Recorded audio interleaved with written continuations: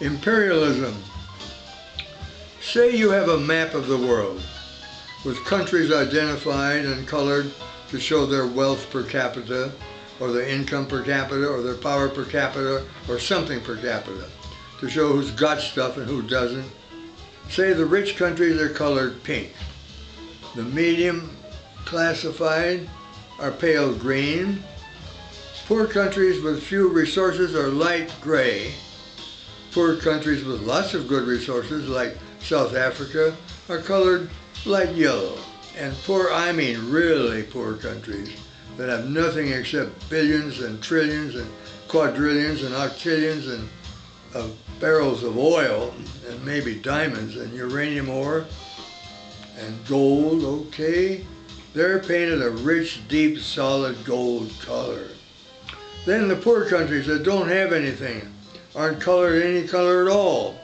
They're just what the paper itself looks like. So how? Now, we're going to make a study of the way imperialism works out. You can tell if you follow the newspapers for a few decades, it's always the pink countries bombing the rest, but blaming the rest that made them do it, especially bombing the deep, solid, rich gold countries and the paper-colored ones if they're on the way to the pale yellow ones and the deep, rich gold ones. That's so the pink countries can get at the oil and the diamonds and whatever else there is worth extracting and exporting from poor countries, like most of them are in Africa, because they've been ripped off for 600 years and haven't had any chance to develop any infrastructure, and a lot that's in the ones they're in charge of, in the pale yellow or the rich solid gold or the paper colored ones, it all works out.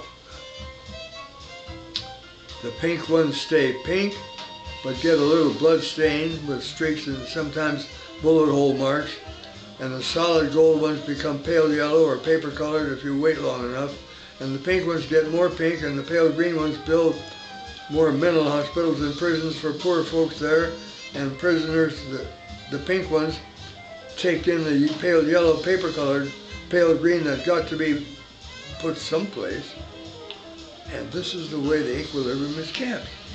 And everything stays quiet and peaceful, except when someone like Iraq has to be bombed because they've been threatening our supply of hydrogen bombs with pepper spray and sticky maple syrup they want to pour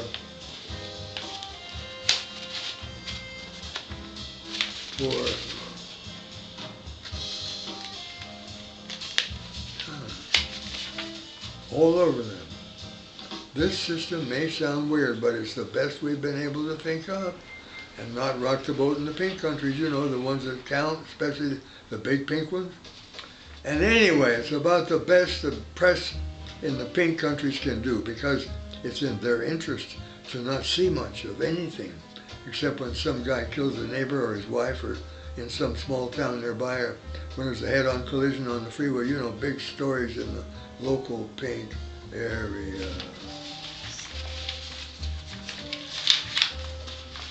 I'm done.